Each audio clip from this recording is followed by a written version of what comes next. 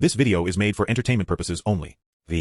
I'm 97 years old, and for more than 50 years I've kept a secret that no one would believe even if I tried to prove it. Between 1973 and 1998, up in the Cascade Mountains, I met the same Bigfoot at my cabin again and again. Long enough for him to show me things about humans I wish I didn't know. This is the truth I've avoided telling my entire life, and why I can't keep it inside anymore. My name is Earl Whitaker. In 1973, I was 45 years old and my wife had just died. Martha had died that spring from breast cancer, and I couldn't stand being in our house in Bellingham anymore.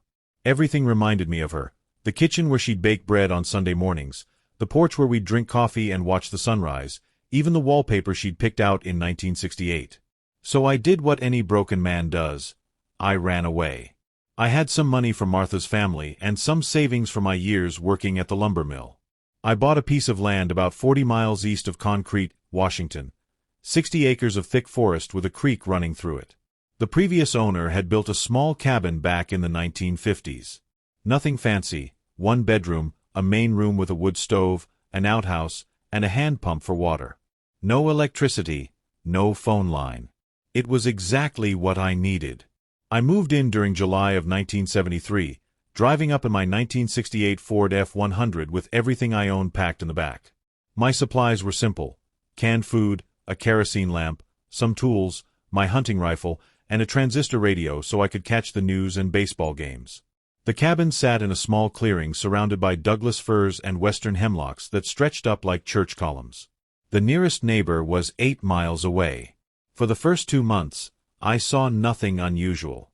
I spent my days chopping wood, fixing the cabin's roof, and trying to figure out how to live with the silence. Martha and I had been married for 23 years. The quiet felt like a heavy weight. Then came September 17, 1973. I remember the date because it was a Monday and the sports announcer had been talking about the Billie Jean King tennis match on the radio the night before. I woke up around sunrise to a sound I'd never heard: a low, deep moaning coming from somewhere near the creek, maybe 200 yards from the cabin. I grabbed my rifle and went to investigate. The morning fog was thick, rolling through the trees like smoke. I followed the sound, my boots crunching on the forest floor.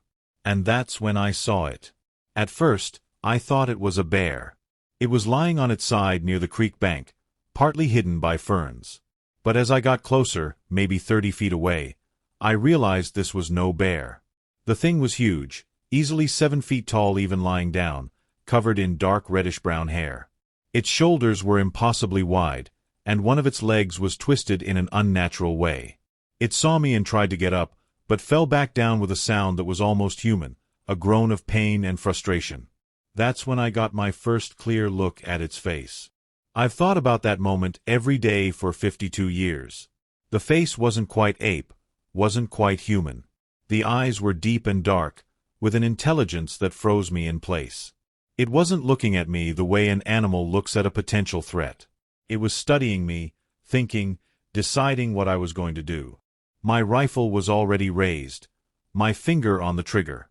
This was 1973. There wasn't any internet, no Bigfoot documentaries on TV. I knew about the Patterson-Gimlin film from 1967, had seen it in a magazine once, but most people thought it was fake. Standing there looking at this creature bleeding onto the moss, I knew Roger Patterson had been telling the truth. The creature made a sound, not aggressive, more like a question.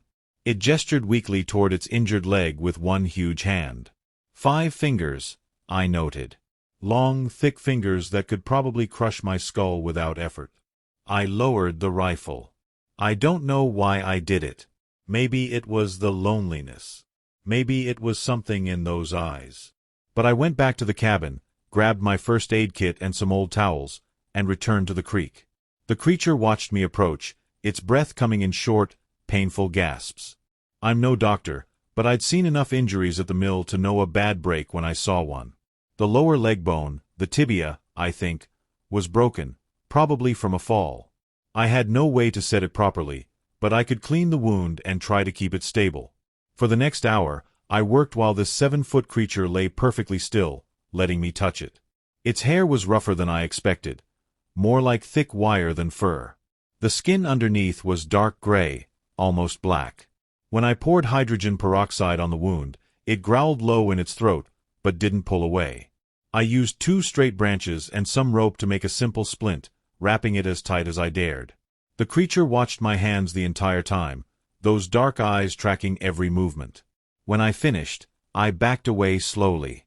The creature sat up, a movement that took obvious effort, and looked down at its leg, then back at me. It made a sound I can only describe as thankfulness, not quite a grunt, not quite a word. Then it stood, balancing on one leg, and hobbled into the forest, using trees for support. I didn't expect to see it again. But 3 days later, I found a freshly killed rabbit on my porch. No note, no explanation. Just a rabbit, cleanly killed, still warm. I looked out into the tree line and saw nothing, but I knew it was watching. That was how it started. Over the next 2 years, the pattern continued. I'd leave food scraps at the edge of the clearing, apple cores, bread crusts, leftover beans. They'd be gone by morning. Sometimes I'd find things in return. Fish from the creek, wild mushrooms, once a whole deer leg that kept me fed for 2 weeks. I never saw the creature clearly during those first years, just glimpses. A shape moving between trees at dusk. A huge shadow against the moonlight. The sound of something large moving through the bushes. But I knew it was there, watching, learning about me the same way I was trying to understand it. In the spring of 1975, I was splitting wood behind the cabin when I felt that familiar feeling, the weight of being watched. I turned slowly, and there it was, standing at the edge of the clearing, maybe 60 feet away, in full daylight. It was taller than I'd realized during our first meeting. I'd guess 7.5 feet, maybe more. The injured leg had healed, though it still favored the other one slightly. Its face was weathered, with silver-gray hair mixed into the reddish-brown around its face and chest. We stared at each other for what felt like an hour, but was probably only 2 or 3 minutes. Then I did something crazy. I raised my hand in a wave. The creature tilted its head, thinking about this gesture. Then slowly, carefully, it raised its own huge hand and copied the movement. That's when I knew this was going to be something bigger than I'd ever imagined. By 1976, the creature and I had developed what I can only call a routine. Not quite a friendship, that word suggests too much closeness, but a careful understanding between us. It would appear every few weeks, always at dusk or dawn, always keeping a respectful distance. I started calling it August in my mind, because that's when our arrangement truly began to become solid. That summer, I bought a Polaroid one-step camera at a hardware store in Concrete. The clerk, a kid maybe 20 years old with feathered hair like Sean Cassidy, rang it up while humming along to Afternoon Delight on the store radio. I told him I wanted to photograph wildlife. He said I should try the new Kodak instead, better for nature shots. I stuck with the Polaroid. Something told me I'd need instant proof of what I was seeing, even if I never showed anyone. I never used it. Every time I thought about photographing August, something stopped me. Maybe it was respect. Maybe it was fear that having proof would ruin the strange safe place we'd built. The Patterson film had brought Roger nothing but ridicule and conspiracy theories. I didn't need that kind of attention. Instead, I started keeping a journal, a green canvas-covered notebook bought at the same hardware store. I wrote down everything: dates, times, behaviors, observations. I still have those journals, 12 of them now, stacked in a box under my bed. August's intelligence became more clear with each meeting. In September of 1976, I was working on replacing some rotted boards on the cabin's front steps. I'd set my hammer down to measure a piece of wood, and when I turned back, the hammer was gone. I looked up to see August standing 30 feet away, holding the hammer, examining it with the kind of focused curiosity a child shows when handed something new. I held out my hand, palm up. August studied me for a long moment, then walked forward, closer than it had ever come, and placed the hammer in my hand. Its palm was rough, calloused, like someone who'd worked hard labor their whole life. The fingers were warm. We stood there, maybe 10 feet apart, and I got my first real look at its face in clear light. The eyes were more human than ape, deep brown with flecks of amber, set under a heavy eyebrow ridge. The nose was wide and flat, the lips dark and expressive. There were scars on its face, old ones, The kind you get over decades of living in the wild. Thank you, I said, even though I didn't think it understood English. August made a sound, a soft rumble from deep in its chest, and touched its own chest with one finger, then pointed at me. It took me a moment to understand. It was asking my name. Earl, I said, touching my chest. Earl. August's mouth moved, trying to form the shape, but no sound came out that sounded like speech.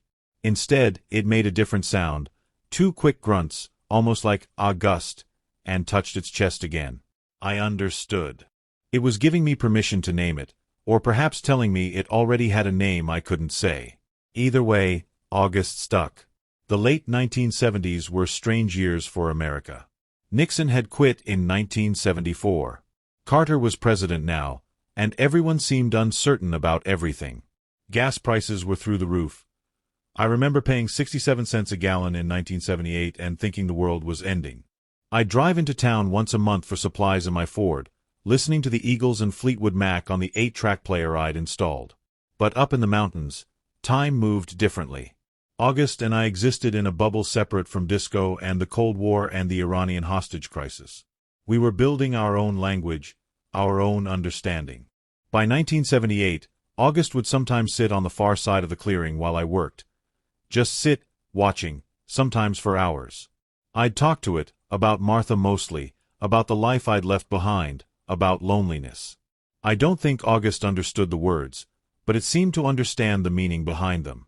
Sometimes it would make soft sounds in response, almost like it was trying to comfort me. That's when I started noticing the first lesson. One afternoon in June of 1979, I was trying to fix my chainsaw. I'd been at it for 2 hours, getting more and more frustrated, cursing and throwing tools. August was sitting at its usual spot, watching. When I finally gave up and stomped back toward the cabin, August stood and walked to the chainsaw. I watched as it picked up the tool I'd been using, a screwdriver, and examined it. Then it looked at the chainsaw, tilted its head, and tried the same thing I'd been attempting, removing the air filter cover. But August did it slowly, carefully, without force, and the screw turned. I walked back over. August handed me the screwdriver and stepped back. "Patience," I said aloud, understanding the lesson. "You're telling me I need patience." August made that rumbling sound again, the one I'd come to recognize as approval. Over the next year, I watched August show patience in dozens of ways. The way it would sit perfectly still for hours, waiting for fish in the creek. The way it would carefully pull grubs from rotting logs, never rushing, never forcing. The way it would watch the forest, reading signs I couldn't see, understanding patterns in nature that I'd spent my whole life ignoring. It was teaching me without words. And I was beginning to realize these weren't just lessons about survival. They were lessons about being human. In November of 1979, I made a mistake that almost cost me everything. I'd driven into Concrete for supplies and stopped at the tavern, the Cascade Inn, a dark little place that smelled like stale beer and cigarette smoke. I'd had a few too many Rainiers, got to talking with some locals about hunting season, and stupidly mentioned seeing something unusual on my property. "Unusual how?" asked a guy named Dale, probably mid-30s, wearing a Peterbilt cap and a denim jacket. "Just big tracks, strange behavior in the wildlife," I backpedaled, realizing my mistake. But Dale's eyes lit up. "Bigfoot tracks? Jesus, Earl, you serious?" Word spread fast in small towns. Within a week, I had 3 trucks of hunters show up on my property, rifles ready, talking about becoming famous. I ran them off, told them I'd been drunk and making up stories. They left, but the damage was done. I'd put August in danger because I couldn't keep my mouth shut. I didn't see August for 2 months after that. December and January passed with no sign, no tracks, no gifts of food. I thought I'd lost it forever, that the noise and presence of those hunters had driven it away permanently. Then on a February morning in 1980, I woke to find August sitting on my porch, not near the porch, on it, maybe 6 feet from my front door. I opened the door slowly, carefully. August looked at me with those deep brown eyes, and I swear I saw something like forgiveness in them, or maybe understanding that humans make mistakes. August reached into the thick fur on its side and pulled out something small, held it out to me. I stepped forward and took it. A smooth river stone, perfectly round, the size of a $50, warm from being kept close to its body. A gift. An acceptance. I sat down on the porch step, and August sat beside me, not touching, but close enough that I could feel the heat coming from its huge body. We sat there for maybe 20 minutes, watching the sun come up through the Douglas firs, neither of us making a sound. That's when I understood the second lesson. Forgiveness is a choice, not a feeling. August had every reason to disappear forever, to see humans as nothing but threats. But it chose to come back. It chose to trust again, despite everything. I cried that morning, right there on the porch. First time since Martha's funeral. August didn't move, didn't react. Just sat with me while I worked through 50 years of built-up grief. When I finally looked up, August was holding out one huge hand, palm up, an invitation. I placed my hand in its palm, and August's fingers closed gently around it. We sat like that, man and creature, both scarred, both lonely, both trying to understand what connection means, until the sun cleared the mountains. That was the moment our relationship changed. From observation to something deeper, something I still don't have the right words for, even now, 45 years later. The 1980s brought change everywhere except my mountain. Reagan was president. MTV started in 1981, and suddenly everyone in concrete was wearing neon colors and talking about something called aerobics. I'd see it when I made my monthly supply runs. Young people with big hair and boom boxes, the world getting faster and louder. But August remained constant. By 1981, our meetings had become more frequent, sometimes twice a week. August had begun bringing me things I didn't understand at first. Arrangements of stones, carefully built piles of sticks, once a perfect circle of pine cones in the clearing. I wrote down everything in my journals, drawing the patterns, trying to figure out the meaning. It was my neighbor, Tom Hirsch, who accidentally helped me understand. Tom lived 8 miles west, ran a small Christmas tree farm. We'd have coffee together maybe once every few months. And in March of 1982, he showed me something his daughter had made in school, an art project using found objects from nature. That's when it clicked. August wasn't leaving random arrangements. It was creating art. The next time August appeared, a cool April evening, fog rolling through the trees, I tried something new. I gathered stones from the creek and arranged them in a spiral pattern on a flat rock. Then I stepped back and waited. August came out from the tree line, walked up to the stones, and studied them for several minutes. Then it looked at me, and I swear it smiled. Not a human smile, but something in the eyes, a warmth that hadn't been there before. August sat down and began rearranging the stones into a different pattern, a circle with lines going out like a child's drawing of the sun. When it finished, it looked at me expectantly. "I see it," I laughed. "It's beautiful." August made that rumbling approval sound and added one more stone to the center. That became our new way of communicating. Not words, but shared creation.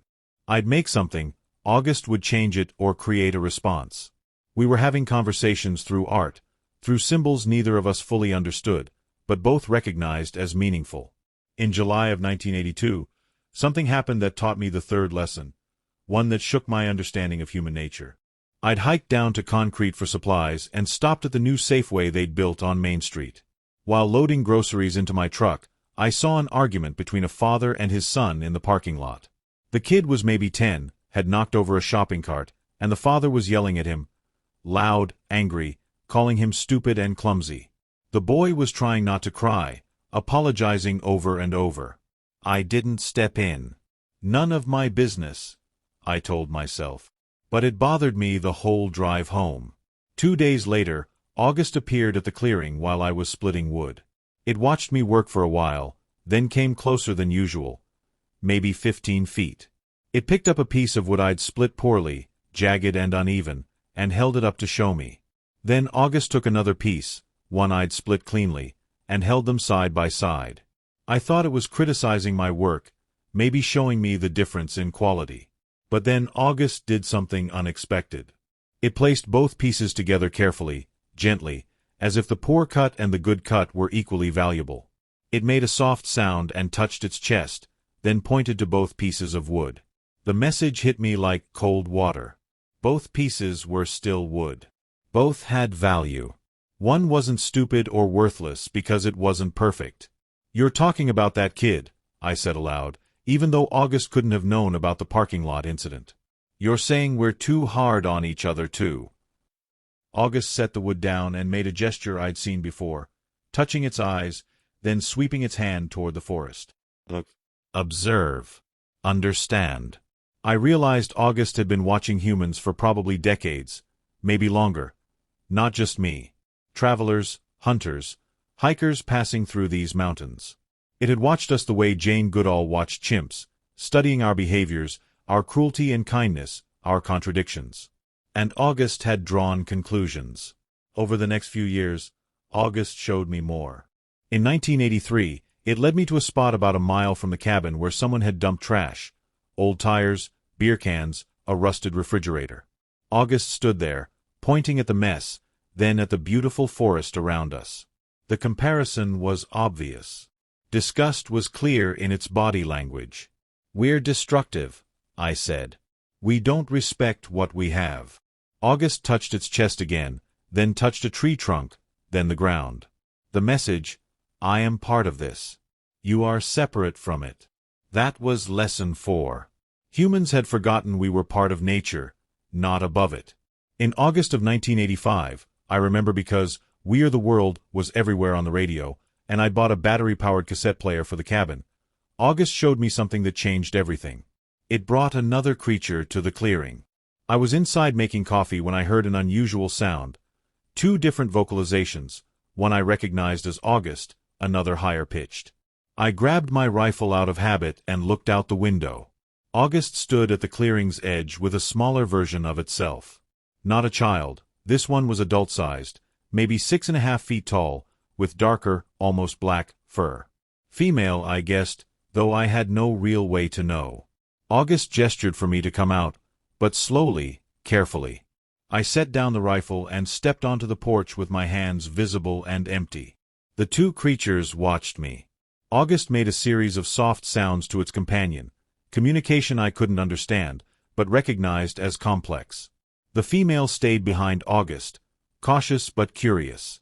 August walked forward alone, picked up a stick, and drew a simple shape in the dirt. 2 tall figures, one smaller one between them.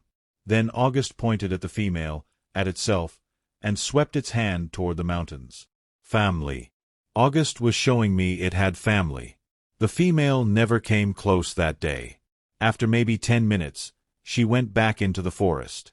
But August stayed, and I understood what had just happened. August had brought its mate, or sibling or friend, I never knew for certain, to see me, to prove to her that not all humans were dangerous. That was lesson 5. Trust is the most precious thing any creature can offer. And betraying it destroys more than just a relationship. It destroys the possibility of connection. I never saw the female again. I don't know if she died, left, or simply chose to stay hidden. But that meeting made me realize August's loneliness probably mirrored my own.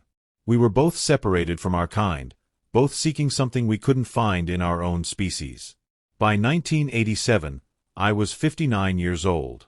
My hair had gone completely gray, my hands had developed arthritis, and I'd started wearing reading glasses from the drugstore to write in my journals.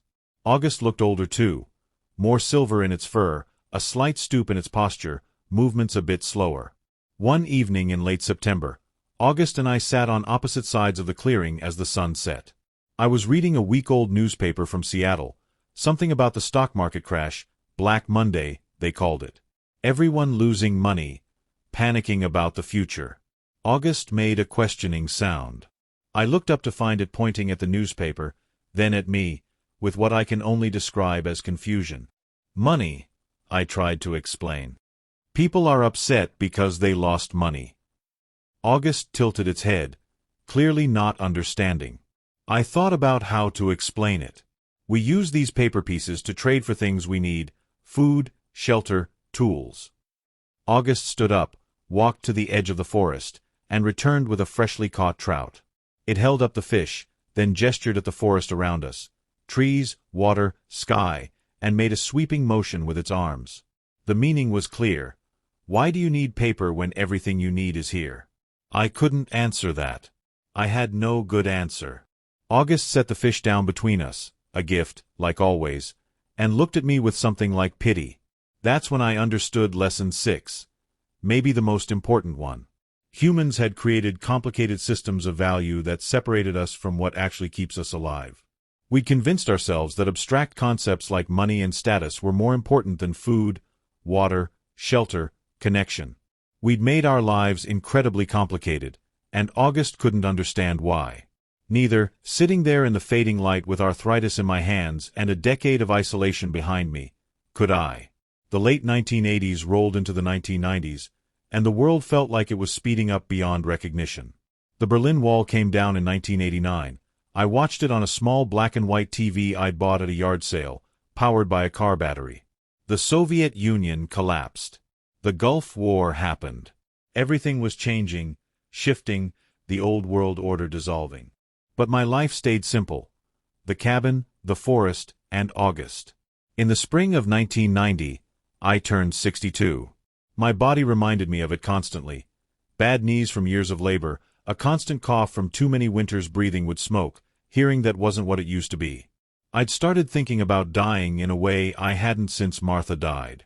August was aging too. I guessed it was somewhere in its 50s or 60s, though I had no real way to know. Its movements had become more careful, slower. The silver in its fur had spread across most of its chest and face. We were two old creatures meeting in the woods, both aware our time was limited. That awareness changed things between us. In June of 1990, August did something it had never done before. It entered the cabin. I'd left the door open on a warm afternoon, was inside organizing supplies I'd bought in town. I heard heavy footsteps on the porch and turned to see August's huge frame filling the doorway, having to duck to avoid hitting its head on the frame. We stared at each other. This was a boundary we'd never crossed. The cabin was my space. The forest was August's. But now August was standing in my kitchen, looking around with obvious curiosity.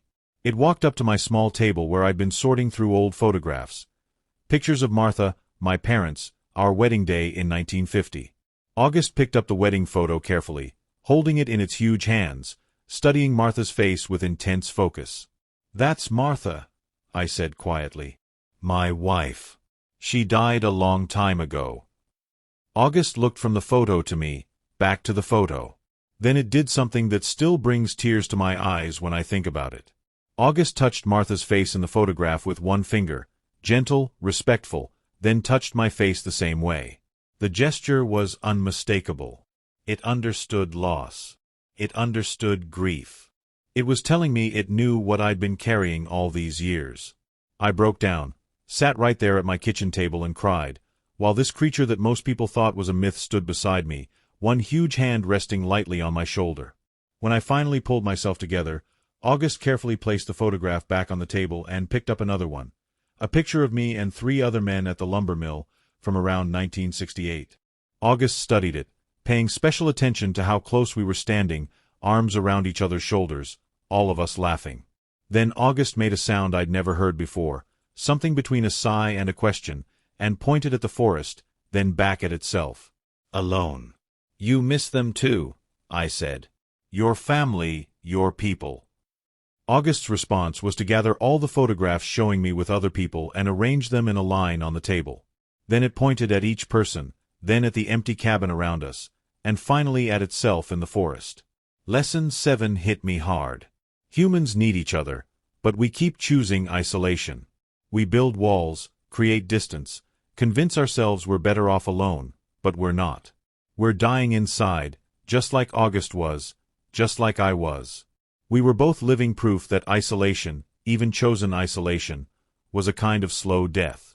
After that day, August came inside the cabin regularly. Not every visit, but often enough that I started keeping a chair by the door that could support its weight, a sturdy bench I'd reinforced with extra lumber. We'd sit together in the main room, August examining my books, my tools, my radio with fascination.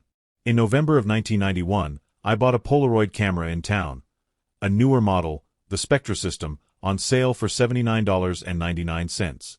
I'd resisted for years, but I was 63 now, and the thought of dying without any proof of August's existence bothered me more than it used to. When I showed August the camera during its next visit, it pulled back at first, suspicious of the strange device. But I took a photo of the cabin interior and showed it the developing picture. August watched in amazement as the image appeared, then wanted to see more. I took 3 photos that day, one of August sitting in the doorway, backlit by afternoon sun, one of its hand next to mine for size comparison, one of us both sitting side by side on the porch, taken with a camera timer. I still have those photos. They're locked in a safe deposit box in Bellingham, along with my journals, evidence I've never shown anyone until now. August became fascinated with the idea of photographs, of capturing moments, preserving memory. It would point at old photos and then at the forest, as if asking why I didn't photograph the trees, the creek, the mountains. I guess I never thought they needed preserving, I admitted. They're always there. August shook its head, a gesture it had learned from watching me, and led me outside. For the next hour, it showed me things I'd walked past 1,000 times without really seeing. A spider's web covered with morning dew, the pattern of lichen on a boulder, the way light filtered through the canopy at a specific angle. Lesson 8. We photograph people because we know we'll lose them. But we ignore the world around us because we assume it's permanent. Nothing is permanent. Everything deserves attention, appreciation, remembrance.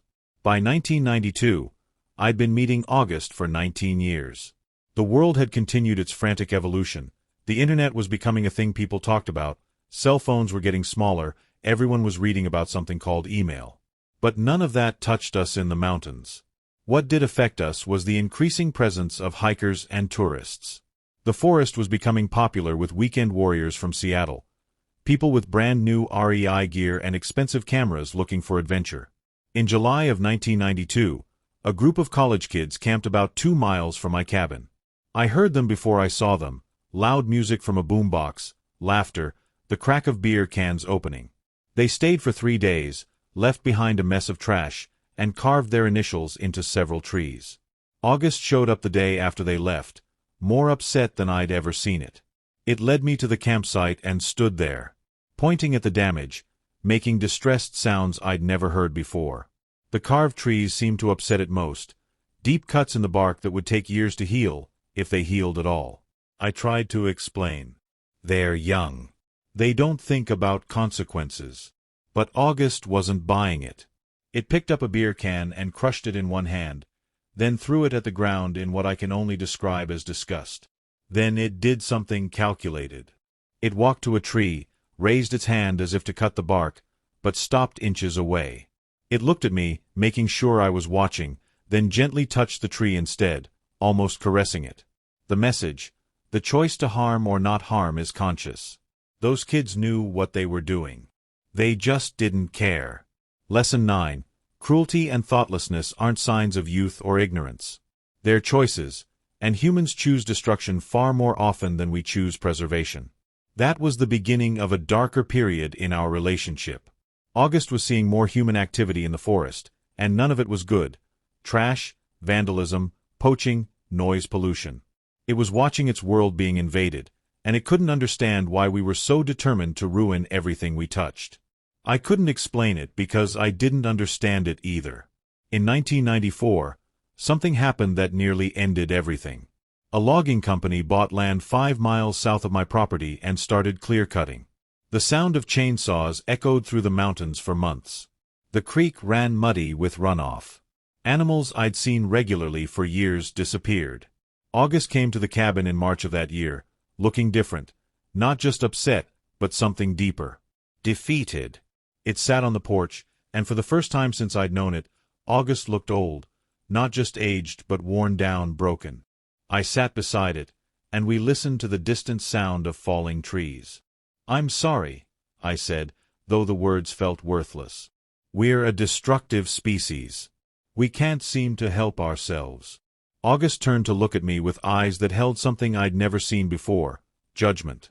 For the first time in 21 years, August was looking at me not as an individual, but as a representative of humanity.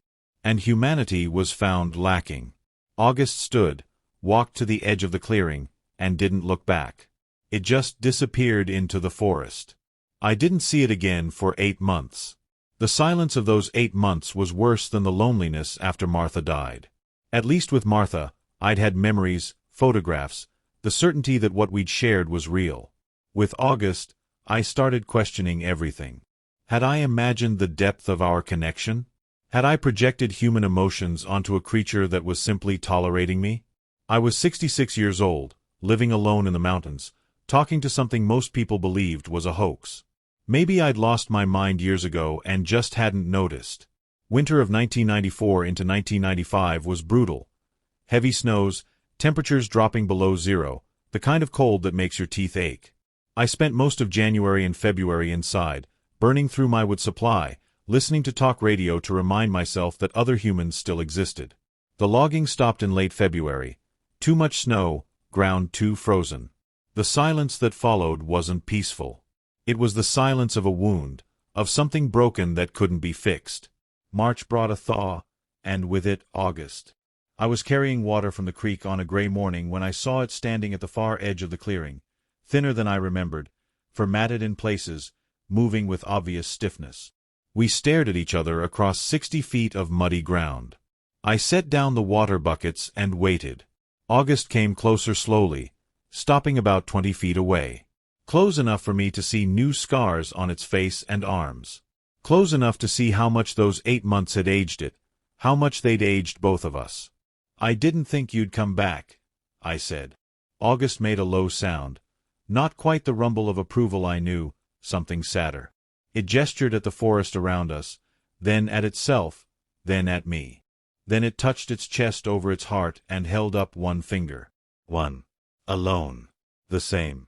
"Yeah," I said, my voice breaking. "We're the same. Both of us watching our worlds disappear."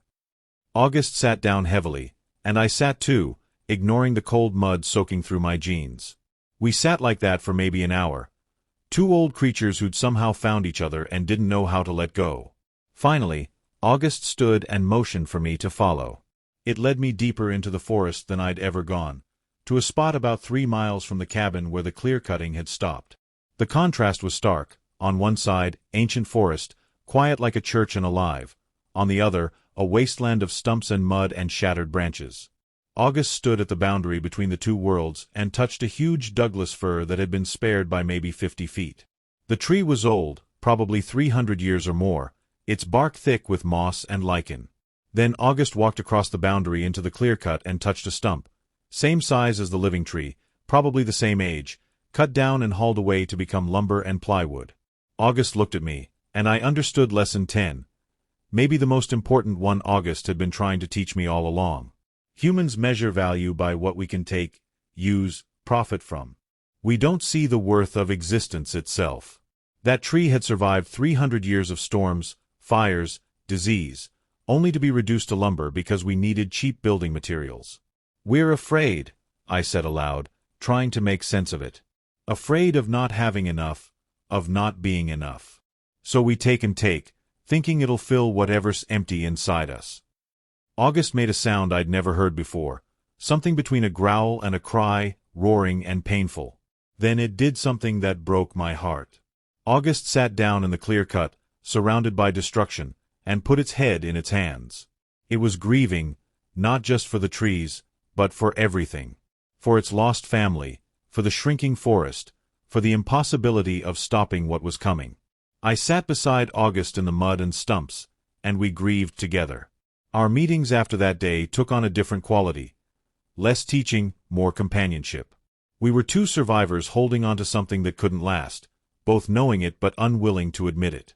In the summer of 1996, I had a health scare, a small heart attack that landed me in the hospital in Bellingham for 4 days. When I got back to the cabin, August was waiting on the porch.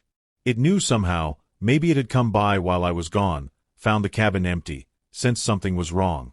August examined me carefully, touched my chest gently where I assumed it could feel my heartbeat. Then it did something extraordinary. It lay down on the porch and positioned itself so I could lean against it, using its body as a backrest. We stayed like that for hours, August's warmth and steady breathing keeping me grounded. That's when I understood the final lesson, lesson 11. The greatest thing any creature can offer another is simple presence. Not solutions, Not wisdom, not even hope. Just the willingness to stay, to be there, to witness each other's existence without trying to fix what can't be fixed. By 1997, I was 69 and August was visibly failing. Its movements were slow, labored. The silver in its fur had spread completely, and there was a wheeze in its breathing I didn't like. I was failing too. 2 more small heart episodes, arthritis so bad some mornings I could barely make a fist. Hearing mostly gone in my left ear. We were running out of time, and we both knew it.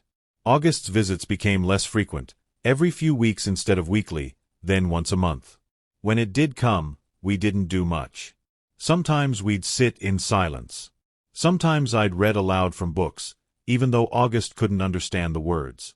Sometimes we'd walk slowly through the forest, old friends saying goodbye to a world we'd shared. In September of 1997, August brought me something it had never offered before, a tuft of its own fur, carefully pulled and twisted into a small bundle. It placed it in my hand and closed my fingers around it, a keepsake, a memory, a way to prove, if only to myself, that this had all been real. "Thank you," I whispered. "For everything. For teaching me. For seeing me when I didn't want to be seen." August touched my face with one huge hand, gentle as a whisper, and made that rumbling sound one last time. The last time I saw August was March 15th, 1998. I remember the date because it was exactly 25 years after our first meeting. I woke that morning to find August sitting on the porch, backlit by dawn. It looked terrible, thin, fur patchy, breathing shallow. It had come to say goodbye. I sat beside it and we watched the sunrise together one final time. The forest was waking up around us, birds singing, a deer moving through the bushes, the creek rushing with melted snow, all the life we'd witnessed together for a quarter century. August reached over and took my hand, held it in both of its huge palms. We sat like that until the sun cleared the mountains. Then August stood, slower than I'd ever seen it move, and walked toward the tree line. At the edge of the clearing, it turned back one last time. It raised one hand, not a wave, more like a blessing, and then it was gone. I never saw August again. I searched for months afterward. Found no body, no sign, no evidence beyond the memories and the tuft of fur I kept in a small wooden box. Maybe August had gone deep into the forest to die alone, the way many animals do. Maybe it had simply walked until it couldn't walk anymore. I'm 97 years old now. I left the cabin in 2003 when my health finally forced me into assisted living in Bellingham. The cabin's still there, falling apart, taken back by the forest. The property's in a land trust now. It'll never be developed or logged. People ask me why I'm telling this story now, why I waited so long. The truth is, I wasn't waiting. I was processing, trying to understand what August taught me over those 25 years. Here's what I learned, what I think August was trying to show me about humans. We've forgotten how to be present. We're always rushing, always consuming, always taking, never just being. We judge each other brutally, but we're all just trying to survive, all carrying wounds we don't show. We've separated ourselves from nature and called it progress, built complexity and called it civilization, created abstract ideas and called them more valuable than the real things they represent. We're capable of deep connection, but we choose isolation. We're capable of preservation, but we choose destruction. We're capable of wisdom, but we choose convenience. And yet, and this is important, we're also capable of change, of choosing differently, of seeing the world through different eyes if we're willing to sit still long enough, be quiet enough, humble enough to learn from something we don't understand. August didn't hate humans. If it had, it never would have returned after those hunters came, never would have spent 25 years teaching a stubborn old man how to see. August just wished we were better, kinder, more aware, more connected to what actually matters. I wish that too. The tuft of fur is still in my bedside table. Sometimes when the nursing home is quiet and I can't sleep, I take it out and remember. Remember sitting in the forest with something impossible, remember being seen, fully seen, by eyes that held no judgment, only curiosity and sadness and hope. If you take anything from this story, take this: slow down. Look around. See the world, really see it, before it's gone. Connect with someone different from you. Learn that value isn't about what you can take or use. And if you're ever in the Cascade Mountains, in the deep forest where the old trees still stand, be quiet. Be respectful. Be open. Because maybe, just maybe, something's watching. Something that's been observing us far longer than we've been looking for it. Something that knows what we are, what we could be, and what we're choosing to become. August taught me that the biggest mystery isn't whether Bigfoot exists. It's why we, despite all our intelligence and technology and supposed superiority, are so determined to destroy the only home we've ever known. I'm 97 years old, and I still don't have an answer to that question.